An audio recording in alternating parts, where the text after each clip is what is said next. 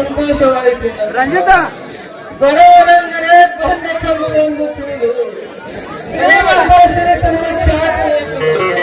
ನನ್ನ ಮರಣ ಮೈ ಮೇಲೆ ಬಿದ್ದಾಗ ಸರಳು ಕಿತ್ತು ಹೋಯಿತು ದೇವ, ಸರಳು ಕಿತ್ತು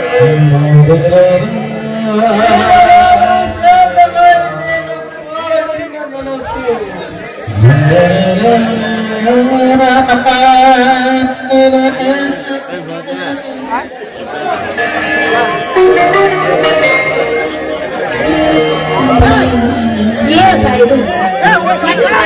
ಇದೆಯಲ್ಲ, ಮೊದಲೇ ಮೈಗೆ ಹುಷಾರಿಲ್ಲ. ಒಳಗಡೆ ಬಿಸಿ ಬಿಸಿಯ ಕಾಫಿ ಮಾಡಿದ್ದೀನಿ, ಬಾರಪ್ಪ ಸ್ವಲ್ಪ ಕುಡಿದ ದಣ್ಣು ಹಾಕಿಕೊಳ್ಬೇಕು.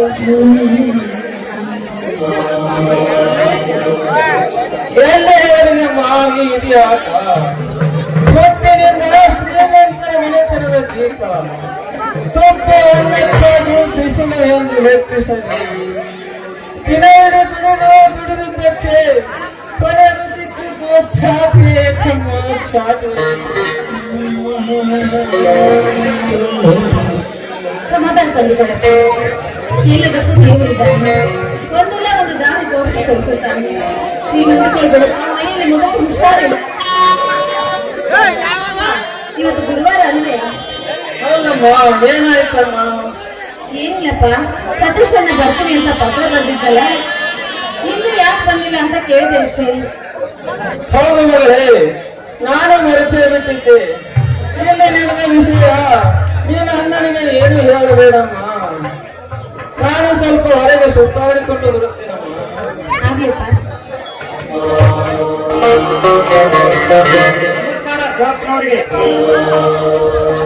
ನಮಸ್ಕಾರ ಶ್ರೀಮಂತರಿಗೆ. ನೀವು ಈ ಬಡವನ ಮನೆಗೆ ನೋಡು ಶಿವಪ್ಪ, ಇಲ್ಲಿ ಬಡವರು ಯಾರು ಶ್ರೀಮಂತರು ಯಾರು ನಮಗೂ ತಿಳಿಯೋದು. ನನಗೆ ಬಡವರ ಮನುಷ್ಯರೇ ಶ್ರೀಮಂತರ ಮನೆಗೆ ಎಲ್ಲರ ಮನೆಯಲ್ಲಿ ಹರಿಯುವುದು ಒಂದೇ ರಕ್ತ. ನೋಡು ಶಿವಪ್ಪ, ನಿಮ್ಮಂತ ರೈತ ಕಷ್ಟಪಟ್ಟು ಬೆವರು ಕುಡಿಸಿದ್ದಾಗಲೇ ನಮ್ಮಂತ ಹರಿಯುವುದು ನಾವೆಂಬ ಶ್ರೀಮಂತರಾಗಿ. ಕಷ್ಟಪಟ್ಟು ತಿಳಿದು ನಮ್ಮಂತ ಒಂದು ಶ್ರೀಮಂತ ಪಟ್ಟಕ್ಕೆ ಕೊಡಿಸಿದವರು ಯಾರು? ನಿನ್ನಂತ ಭಕ್ತ ಮಠದ ರೈತರೇ. ಶಂಪ ಉದಾರ ಮನಸ್ಸು ಶ್ರೀಮಂತರೇ. ನಿಜವಾಗಲೂ ನೀವು ನಮ್ಮ ಪಾಲನೆ ದೇವರು. ನೀವು ಇಲ್ಲಿಯವರೆಗೆ ಹೇಗೆ ಕಳಿಸಿದ್ದರೆ ನಾನೇ ಬರುತ್ತಿದ್ದೆ ಶ್ರೀಮಂತರೇ. ನೋಡು ಶಿವಪ್ಪ, ನೀವು ಎಷ್ಟೇ ಆಗಲಿ ಹಿರಿಯರು, ನಾವು ಹಿರಿಯರು. ದೇವರಿದ್ದ ಕಡೆ ಭಕ್ತರು ಬರ್ತಾರೆ, ಭಕ್ತರಿದ್ದಲ್ಲಿ ದೇವರು ಬರಬಾರದು. ಅಂದರೆ ನಿಮ್ಮ ಮಾತಿನ ಅರ್ಥವಾಗಲಿಲ್ಲ ಶ್ರೀಮಂತರೇ. ನನಗೆ ಅರ್ಥ ಮಾಡಿಕೊಂಡು ದೇವರು ಬಂದಿದೆ ಶಿವಪ್ಪ. ಹೌದು, ರಮೇಶಲ್ಲಿ ಕಾಣಲಿಲ್ಲ. ಅವನು ಬೆಳಗ್ಗೆ ಹೊಲದ ಕಡೆ ಹೋಗಿ ಬರುತ್ತಾನೆಂದು ಹೋಗಿದ್ದಾನೆ. ಇಷ್ಟರಲ್ಲಿ ಬಂಗಾರ ಬರಬಹುದು. ಶ್ರೀಮಂತರೇ, ಕೂತ್ಕೊಳ್ಳಿ.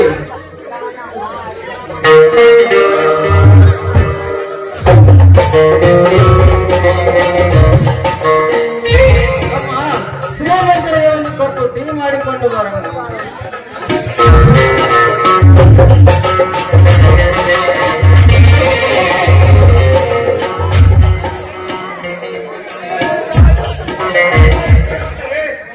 ಮುಂಜಾನೆ ಸಮಯದಲ್ಲಿ ಬಡವರ ಮನೆಗೆ ನೀವು ತಪ್ಪು ತಿಳಿದಿರ ರಮೇಶ್. ಹೋಗಲಿ ಬಿಡಿ, ಚೆನ್ನಾಗಿದ್ರೆ ತಾನೇ. ಏನಂತ ಏನು ಮಾಡಬೇಕು ಶ್ರೀಮಂತರೇ, ನಿಮಗೂ ಗೊತ್ತಿದೆ ಅಲ್ಲ.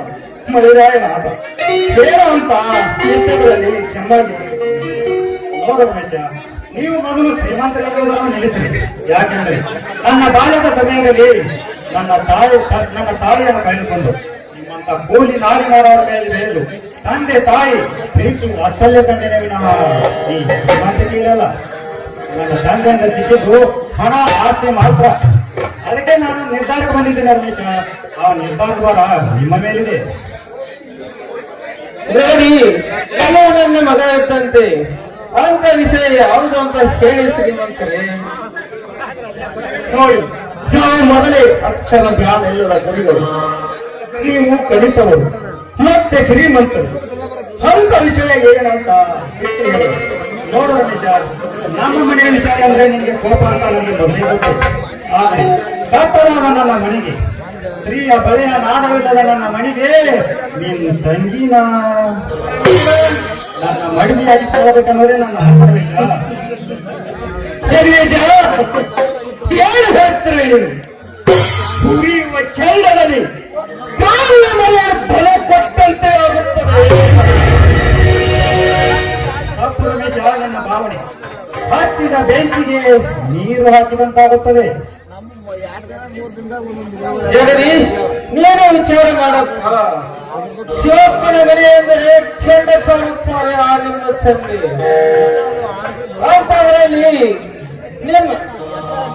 ಅಂತವರಲ್ಲಿ ನಮ್ಮ ಜೊತೆ ಬೀಗತನವೆಂದರೆ ಊರೇ ಕ್ರಾಂತಿ ತೋರುತ್ತೆ ಅಂತ ಏಕೆ ರಕ್ತದ ಹೋಗಲೇ ಹರಿಯಬಹುದು.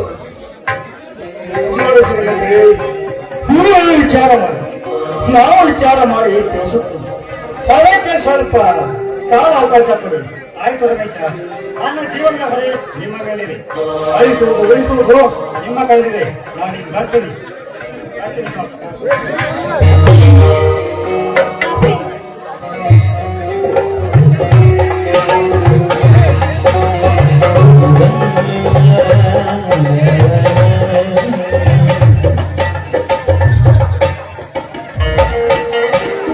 ನೋಡಿದೇನಪ್ಪ ದೇವರ ಆಟ, ವಿಚಿತ್ರಗಳೇ ಈ ಜಗದಲ್ಲಿ ಆಟ. ರಮೇಶ, ಇದಕ್ಕೆ ಸ್ವಲ್ಪ ಒಪ್ಪುವುದೇನು? ಆದರೆ ಶ್ರೀಮಂತ ಮನೆತನಕ್ಕೆ ನಮ್ಮ ಮನೆ ನಂದಾದೀಪ ಬೆಳಗುವುದಿ ಇದರಲ್ಲಿ ವಿಚಾರ ಮಾಡಬೇಕು. ನಡೆಯಪ್ಪ, ಹೋಗೋಣ ಎಂದು ತಮ್ಮ ಸತೀಶ್ ಬರ್ಕೊಂಡಿದ್ದ.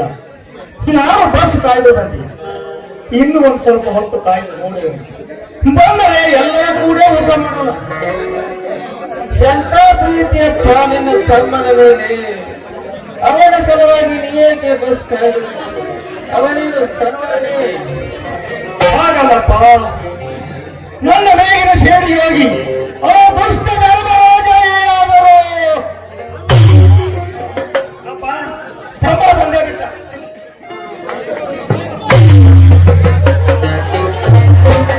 ರಮೇಶ, ಎತ್ತುಕೋ. ಯಾರು ನಿನ್ನ ಜೊತೆ ಬಂದವಳು? ಯಾಕೆ ಸತೀಶ್? ಭಯನ? ಇವರು ನನ್ನ ಹೆಂಡತಿ ಅಂತ ಹೇಳ್ಬಹುದು. ನಾನು ಕೇಳಿದ್ದು ನಿನ್ನಲ್ಲಮ್ಮ, ಇವನನ್ನ.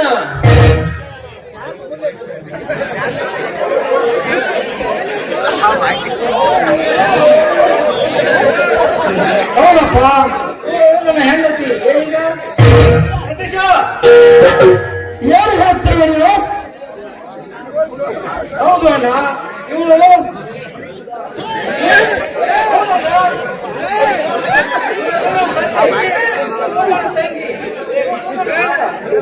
ಅವ್ರ ಕಾಲಿಗೆ ನಮಸ್ಕರಿಸು. ಆಗಿರ್ಬೋದ್ರಿ, ಅದಕ್ಕೆ ನಾನೇನ್ ಮಾಡ್ಬೇಕು?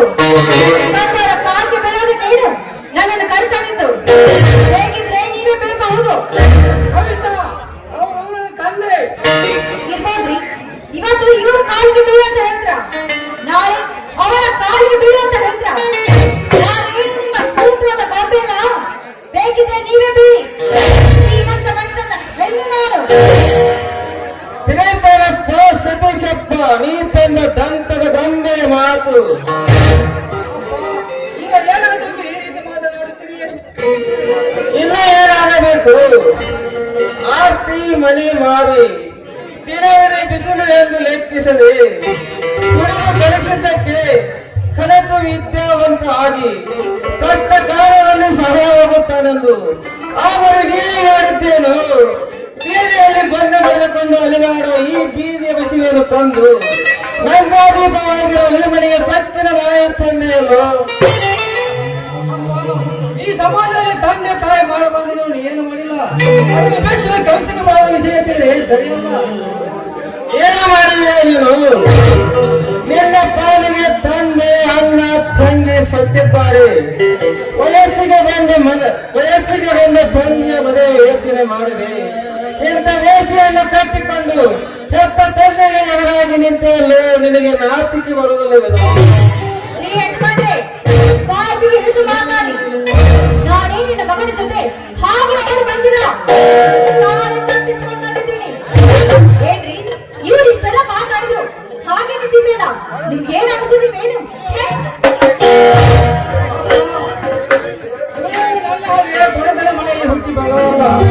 ಅವನಿಗೆ ಬೇರೆ ಹುಲಿ ಬಾಗಿ ನೋಡಿ ಕೈ ಒಯ್ದು ತಂದಿದ್ದಾವಲ್ಲ. ಅವನು ಶ್ರೀಮಂತ ಬೆಳೆದ ಬಂದ ಶ್ರೀಮಂತರಾಣಿಯಪ್ಪ. ಅವನು ಕಾಲಲ್ಲಿ ಕಟ್ಟು ಚಪ್ಪಲಿ ಕಿಮ್ಮತ್ತು 10,000. ಅದಕ್ಕೆ ಕಿಮ್ಮತ್ತಿಲ್ಲ ನೀವು ಮಾಡಿದ ಉಪಕಾರ. ಓ ಸತೀಶ, ಶ್ರೀಮಂತರ ಹೆಣ್ಣಿನ ಅಂಗಕ್ಕೆ ಮರಳಾದ ನಾಯಿ ನೀನು. ಹೌದು, ನಾನು ಕಾರಿನ ಎಕ್ಕಡಕ್ಕಿಂತ ಕೇಳು.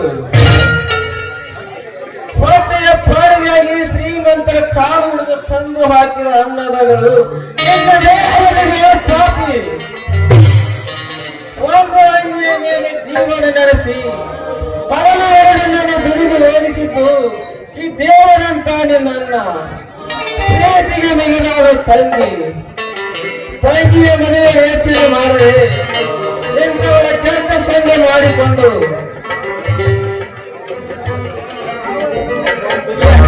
ಎಂತ ಯಾವನ್ನಾರು ಕಟ್ಟಿಕೊಂಡು ಬಂದಿದ್ದರೆ ನಾನು ಏನು ಕೇಳುತ್ತಿರಲಿಲ್ಲ. ಓ ಪಾಪಿ, ಪ್ರೀತಿಸಬೇಡಪ್ಪ. ಹಾಗಬಹುದು. ನೀವೇಕೆ ಚಿಂತೆ ಮಾಡುತ್ತೀರಿ? ಸತೀಶ, ನೀನು ಒಳಗೆ ನಡೆಯಪ್ಪ. ಮಾತು ಸುಖಕ್ಕಾಗಿ ನನ್ನ ಜೀವನವನ್ನು ಹಾಳು ಮಾಡ್ಕೊಳ್ಳಿ. ಮಗಳನ್ನು ಹೆಚ್ಚಿರುವ ನಿನಗೆ ಹೇಳ್ತೇನೆ ಆಮೇಲೆ ನಡೆಯ ಮಾತೆ. ಸಾರ್ಥಕವಾಯಿತು ನಿನ್ನ ಮಾತು ಕೇಳಿ. ಮಕ್ಕಳೆಂದರೆ ಮೇಲಿನ ಬೇರೆ ಎಂದು ತಿಳಿದು, ಯಾಕೆಂದರೆ ನಿನ್ನನ್ನು ಹೆತ್ತು ಪಾಲನೆ ಪೋಷಣೆ ಮಾಡಿದರೆ ಅದರ ಅರಿವಿರುತ್ತಿತ್ತು. ಆದರೆ ಆ ಕೆಲಸ ನಾನು ಮಾಡಲಿಲ್ಲ. ನಿಜಪ್ಪ, ನಿನ್ನ ಮಾತು ನಿಜ. ಅಪ್ಪ ಸುಮ್ಮನೆ ಮಾತನಾಡಬೇಡಿ. ನಾನು ಮಾಡಿಕೊಳ್ತೇನೆ. ನಿಮ್ಗೆ ಅನುದಾನವೆಂದರೆ ಸತೀಶ, ನೀನು ಹುಟ್ಟಿ ಈ ಭೂಮಿಗೆ ಬರೋ ಮುಂಚೆ ನನಗೆ ಮೀಸ ಬಂದಿದೆಯೋ ಮೊದಲು ಗೆಳತಿ ಎಂಬ ನಿನ್ನ ಸತಿಗೆ ಅವರ ಆಸೆ ಪ್ರಕಾರ ಆಸೆ ಪೂರೈಸು, ಆಮೇಲೆ ನೋಡಿದರಾಯಿತು.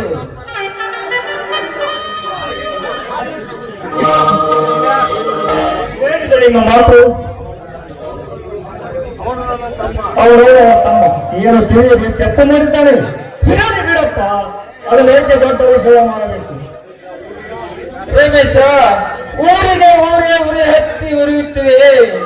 ಶಿವಪ್ಪನ ಮಕ್ಕಳು ಕ್ರಾಂತಿಯ ಕಿಡಿಯೊಂದು. ಅಂತಹವರಲ್ಲಿ ಎಂದು ಹುಲಿ ಅಂತ ತಿಳಿದದ್ದು ಇಲಿಯಾಗಿ ಹೋಯಿತು. ಎಮ್ಮೆಯ ಜೊತೆಗೆ ತಿರುಗಿ ಆಕಳು ಬೇಸಿಗೆ ತಿನ್ನಂತಾಯ್ತಪ್ಪ.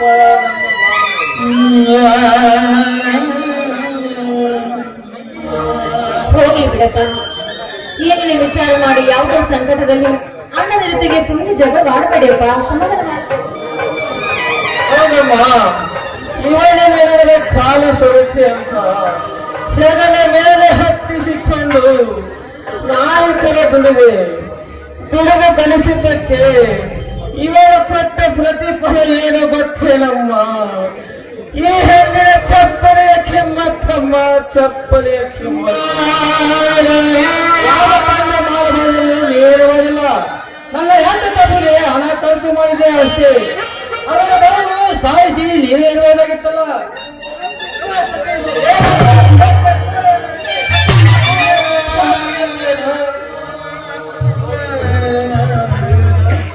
ಬೇಡಪ್ಪ, ಅಣ್ಣನ ಹೊರಬೇಡಪ್ಪ, ಕೈ ಮಾಡಬೇಡ. ನೋಡಿದೇನು ಈ ಮಕ್ಕಳು ನಿನ್ನ ಮೇಲೆ ಇಟ್ಟಿರುವ ಪ್ರೀತಿನ? ಸಹಿತ ನೀನು ಈ ಮನೆಯಲ್ಲಿ ಹೆಣ್ಣಾಗಿ ಹುಟ್ಟಬಾರದಿತ್ತಮ್ಮ, ಹುಟ್ಟಬಾರದಿತ್ತು. ನಿನ್ನನ್ನ ಮದುವೆ ಮಾಡಿಕೊಡದಂತ ದೌರ್ಭಾಗ್ಯ ನಮ್ಮ ಈ ನಿನ್ನ ತಂದೆ.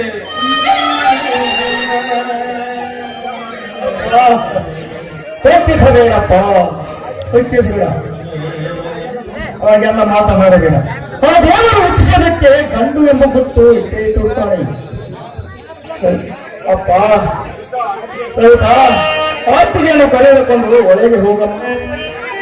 ಅವನು ಈ ಮನೆಯ ಭಾಗ್ಯಲಕ್ಷ್ಮಿ. ಈ ಸಮಯದಲ್ಲಿ ಕಣ್ಣೀರು ಆಗಬಾರದು.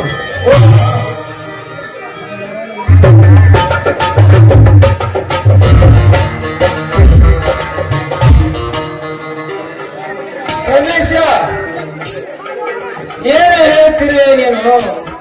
ಇವನನ್ನು ಮನೆ ತುಂಬಿಸಿಕೊಳ್ಳುವುದೇ?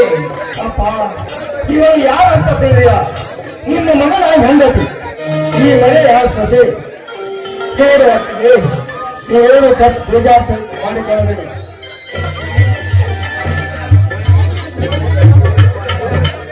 ನೋಡಿದೆಯೇನೋ ನಿನ್ನ ತಮ್ಮ ಮಾಡಿದ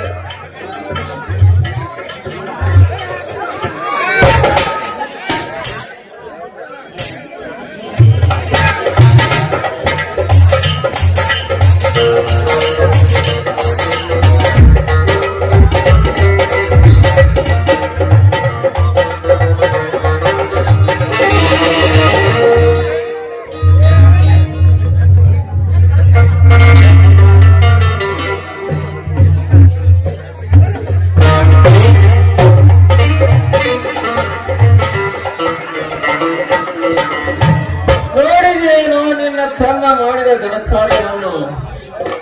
ಬೆಳೆದು ನಿಂತ ತಂಗಿ ಇದ್ದಾಳೆಂದು ಅರಿವಿಲ್ಲದೆ ಇಂಥವಳು ಕೆಟ್ಟ ಸಂಘ ಮಾಡಿಕೊಂಡು ಬಂದಿದ್ದಾನೆ.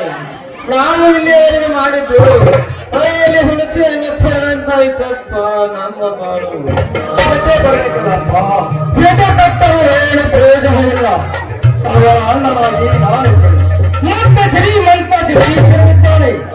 ವಿಚಾರ ಮಾಡಿ ಮಾತು ಮುಗಿಸಿದರಾಯಿತು. ಬೇಡಪ್ಪ, ನೀನು ನನಗೆ ಒಂದು ಕಣ್ಣು ಎದ್ದು ಹಾಗೆ. ನಾಳೆ ವಿಷಯ ದೊಡ್ಡದವರೇ ಕ್ರಾಂತಿನಿ ಆಗುತ್ತೆ.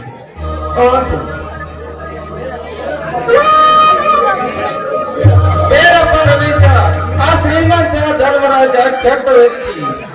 ನಾಳೆ ನಮ್ಮ ಮೇಲಿನ ಕೋಪಕ್ಕೆ ಅವನಿಗೆ ನಾನು ಮಾಡಿದ ಗತಿ ಏನಪ್ಪ?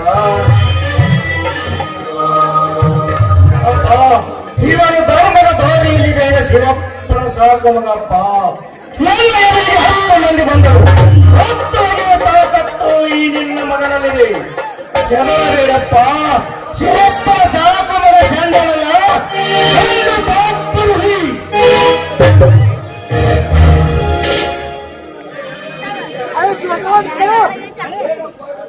ಬೇಡಪ್ಪ, ನೀನು ನನಗೆ ಒಂದು ಕಣ್ಣು ಎದ್ದಾಗಿ. ನಾಳೆ ವಿಷಯ ದೊಡ್ಡದಾದರೆ ಕ್ರಾಂತಿನೇ ಆಗುತ್ತೆ. ಕ್ರಾಂತಿ ಅಂತ ಹೇಳಿದರೆ ಬಡವರಾಗಿ ಬೆಳಕಲು ಸಾಧ್ಯವೇ ಇಲ್ಲಪ್ಪ. ನಾನಿದ್ದೇನೆ, ನೀನೇಕೆ ಎದುರಿಯಪ್ಪ. ನಡೆಯಪ್ಪ ಹೋಗೋಣ.